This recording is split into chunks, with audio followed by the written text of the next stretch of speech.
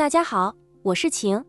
今天這期我們來講一個名字聽起來很專業，但很多人一聽就會自動腦補成很複雜、很危險、很像高手在玩的東西。這個東西就是選擇權。你可能聽過有人說，選擇權可以拿來避險，選擇權可以小錢博大錢，選擇權很適合高手。聽起來是不是很矛盾？為什麼同一個工具，有人說它像保險，有人說它像彩券，還有人說它根本是火藥桶？先講結論，這些說法都沒錯，重點不在選擇權本身，重點在你怎麼用它。所以今天這期我不會把它講成金融課本，我會用最白話的方式帶你看清楚選擇權到底是什麼，為什麼它可以是保險，為什麼又會變成彩券，還有為什麼很多新手一碰，最後摸到的其實是火藥桶。聽完之後，你不會馬上學會操作，但你至少會第一次真的聽懂這個工具為什麼既迷人又危險。選擇權到底是什麼？先一句話講白，選擇權就是給你一個權利，但不是義務的合約。重點先記住這兩個字，權利。什麼意思？我先給你一個日常例子。假設你每天早上都會去同一家咖啡店，老闆跟你說，我幫你保留一杯你最愛的咖啡，今天中午12點以前，你如果要就用50元買走，如果你不要，我就賣給別人，你也不用強制買。這個保留權就是選擇權的味道。你不是一定要買，你只是花了一點代價，換到一個我等一下可以決定要不要買的權利。真實世界裡的選擇權當然比保留咖啡複雜一點，它不是保留咖啡，而是保留在特定時間內用特定價格買進或賣出某個標的的權利。所以你先記住這句最核心的話，選擇權不是叫你一定買賣，它是讓你擁有可以這樣買賣的權利，這也是它跟期貨最大的差別。期貨比較像，到時候你得履約；選擇權比較像，到時候如果對你有利，你就用；如果對你沒利，你就放掉。買權、賣權到底差在哪？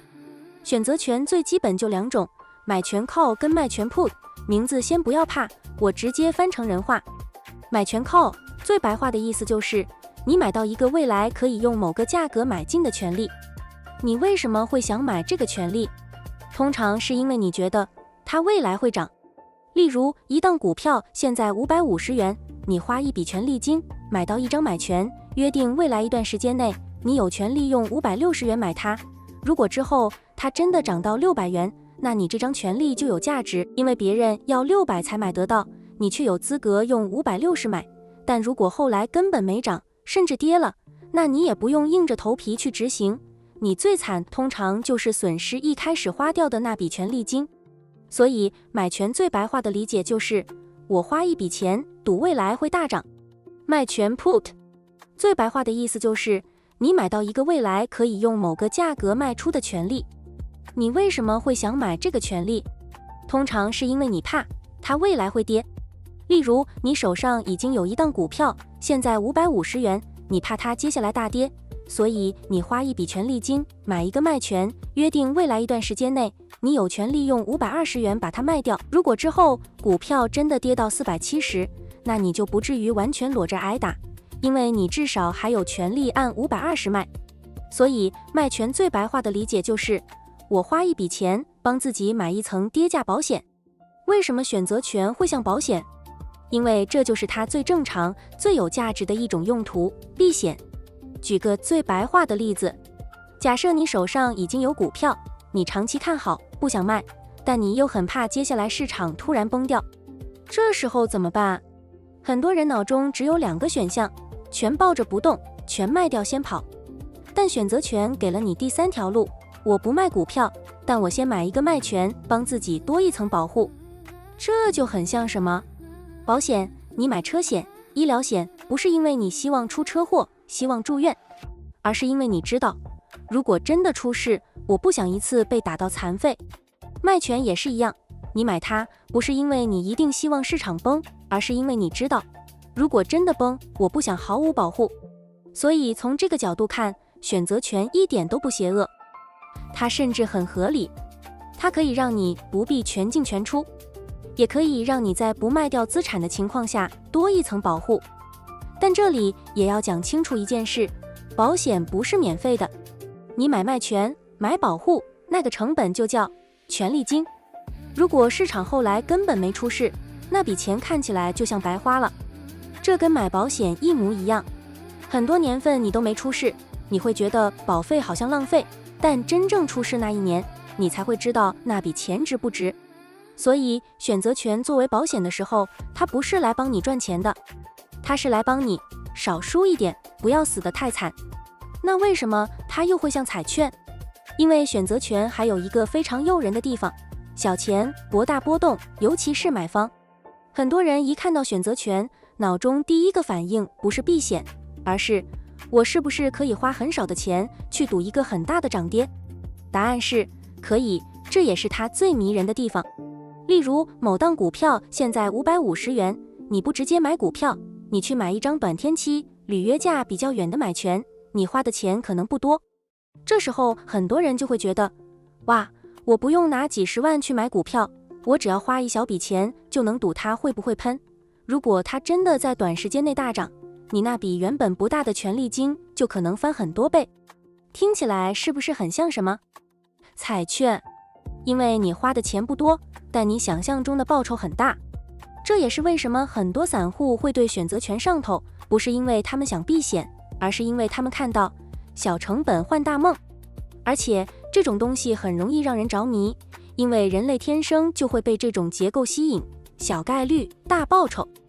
問題來了，彩券之所以叫彩券，不是因為它賠率高就很棒，而是因為它大部分時候都不會中。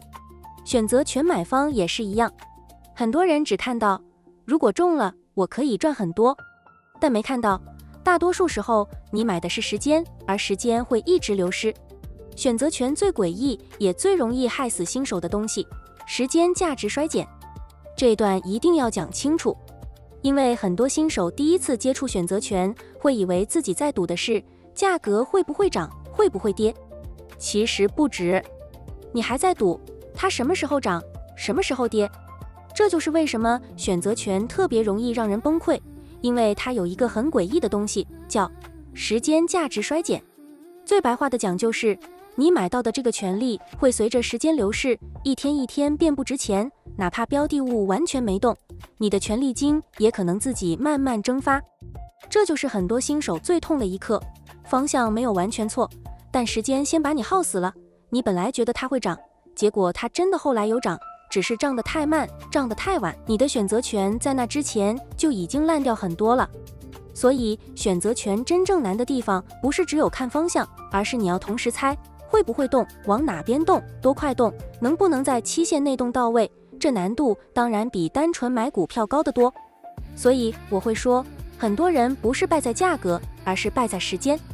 真正的火藥桶通常不是買方，而是賣方。前面講的這些買權、買賣權、買保險、買彩票，都還只是選擇權世界比較好懂的一半。真正危險的地方在另一邊，賣方。什麼意思？你前面聽到的都是我付錢買一個權利，但市場的另一邊一定有人在幹嘛？收你的錢，賣你這個權利，這就是選擇權賣方。賣方最誘人的地方在於，他可以先收權利金。很多人一開始看到這裡會覺得，哇，那不是很好嗎？我先收錢耶，如果最後沒事，這筆錢不就我賺走了？對，這就是他最迷人的陷阱。因為賣方很多時候會給人一種感覺，好像很穩，好像很容易賺，好像時間是站在我這邊。尤其是市場平靜的時候，賣方常常會一直小賺，一直收錢。這時候很多人就會誤以為，原來賣選擇權項是在收租。但真正的問題是，你平常可能一直小賺，只要來一次大行情，就可能把你前面賺的全部炸掉。這就是為什麼我說，選擇權一旦用錯，它不是玩具，它是火藥桶，尤其是裸賣方。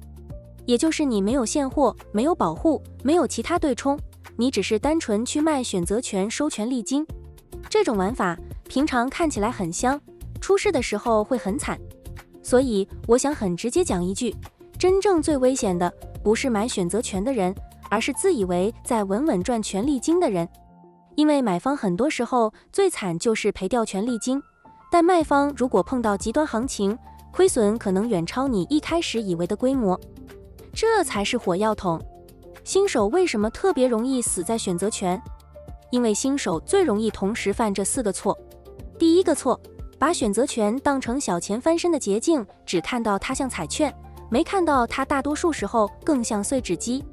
第二個錯，以為最多賠權利金就代表安全。這句話只對買方的一部分情況成立，但很多人聽完之後就放鬆了，開始亂買一堆自己根本沒勝算的單，結果就是一次虧不多，但一直虧，一直歸零。第三個錯，還沒懂風險就想當賣方收錢，這最危險。很多人一看到賣方好像常常穩贏，就想說那我來當莊家好了，結果平常收得很開心，來一根大行情直接被抬走。第4個錯，以為自己在投資，其實自己在賭波動。很多新手碰選擇權，不是在做資產配置，不是在做長期規劃，甚至也不是在做成熟的交易策略，他就是在賭接下來會不會噴，接下來會不會崩，那這就已經不是投資邏輯了，這更接近短期方向博弈。新手能不能碰選擇權？我直接講結論，現階段不要碰。不是說你這輩子永遠不能學，而是現在不要。因為選擇權不是那種先買一點試試看，不行再說的工具，它要求你至少已經懂這些東西，股票和 ETF 的基本邏輯、風險控制、倉位、停損、槓桿、時間價值，還有你自己到底是在避險還是在賭。如果這些你都還沒建立好，那你碰選擇權通常不是在升級，你是在把自己的難度直接調到地獄模式。所以真正合理的順序應該是先把 ETF、股票、下單、風險控制這些東西學扎實，先學會怎麼正常活下來，再回來研究選擇權這種高階工具，而不是一開始就衝進去，然後幻想用選擇權把人生直接加速。因為大多數時候它不會幫你加速，它比較可能幫你加速出局。最後幫大家把今天這集收成3句話。第一句，選擇權就是你花一筆錢買到未來用某個價格買或賣的權利。第二句，它可以像保險，因為你可以拿它避險，也可以像彩券，因為很多人拿它小錢博大錢。第三句，但它一旦用錯，特別是站到賣方又沒做好風險控制的時候，它就會變成火藥桶。如果這期有幫你把事情看明白，記得點讚加訂閱。如果有想了解的主題，或看完還有什麼問題，都歡迎留言，不方便公開留言，也可以用信箱來信。我們下次繼續把投資講人話，把市場看明白。我是晴，這裡是投資晴姐，我們下期見 ，See it clear。